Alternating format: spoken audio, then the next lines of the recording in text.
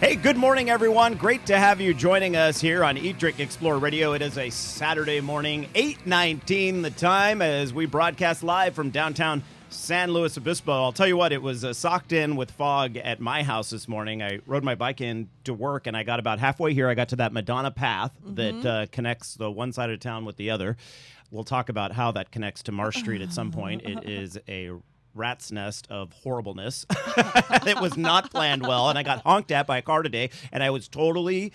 You were in the right. I was doing exactly as I'm supposed to do by the law, by what a San Luis Obispo police officer told me I was supposed to do, and I got honked at by a car, and that's so frustrating because there's no two-way dialogue. I can't tell the car. Honk. You need to get one of those. I know.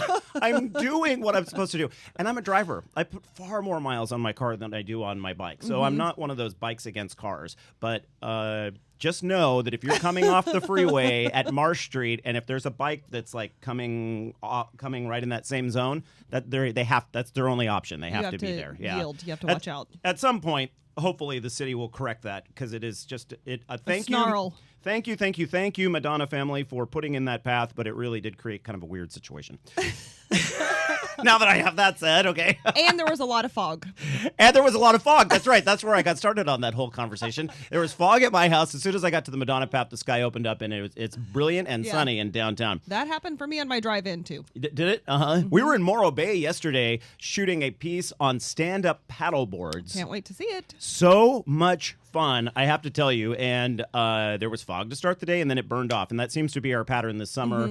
You know, sometimes during the summer you can get those really thick days where it hangs around forever. We haven't had much of that, and we haven't had the extreme heat waves either. It's just been middle of the road, which Love the rest you, of the California. Yeah, the rest of the country sure would enjoy. And earlier this week in Sacramento, they had the coolest day on record for that day, the lowest high temperature. I know that that's hard to say, but I think it was 74 or 75 degrees. The best of the worst. Yeah. My parents were just like, yay, but they said the farmers were not happy about it. Oh. Okay, it is time now for us to hear from the critics, the moment in the show when we turn the conversation over to those experts around the globe whose specialty it is to know about fine wine, craft beer, restaurants, hotels, lifestyle. And today it is Matt Browne in Paso Robles. He is our lifestyle expert, and if you have never followed him, he's got great blogs, Twitter feeds, Facebook postings, you name it. He's got it all down. Matt, nice to have you on the show. Thank you. I just like being called an expert. That's kind of fun. Well, you know, last month, Matt gave us his picks for the best patios and decks in northern San Luis Obispo County. Boy, that article on our site got a lot of hits, Matt. And this week, you are running down a list of spots that offer flight tastings of beverages on their menus, which happens to keep theme with our compass word in the next hour, but we thought, why not, bleed over a little bit into this hour. So flight tastings, I understand one of the locations, Matt, that you're choosing, it's not wine flights, it's like soda flights? Yes, it's a local tasting room. Obviously, they have wine, but that's their main thing, but they also have a soda flight that you can do. So for the designated drivers, or if there may be some or children youngins. or youngins, or just people that are choosing not to drink, they can play along. Well, yeah, for some silly reason, if you don't want to consume alcohol, yeah, you can have the soda flight. Are they specialty sodas that they make? Yes. Oh, okay. So the name of the company is actually Pithy Little Wine Company, and then they have their soda thing is called Pithy Little Soda Works. And then Pithy used to be located in downtown San Luis. Yes, you know them. Yeah, and they moved up to Paso, and they're doing well up there. Yeah, they're about a block off the park. From all outward appearance, it seems like they're doing great up here. Good for them, because it was fun to visit when they were here, and I assumed they would do well up there because they really positioned themselves right into that whole wine tasting hotspot. Well, they just do amazing marketing as well. Just the labels, just everything they have going on in there is just awesome. And the soda thing is a great compliment to it. Do you know any of the flavors, the soda flavors that they have? Well, I knew you'd ask, so I wrote them down. Okay. So, yeah, they have everything from cola to root beer, black cherry, cream soda, and orange cream. That sounds good. Some of the more old-fashioned flavors, I like traditional. That. Uh-huh. Does sound really good. No sarsaparilla? Yeah. Well, even the labels on their bottles are pretty kind of old school, kind of retro looking. Yeah. So, yeah, it fits in.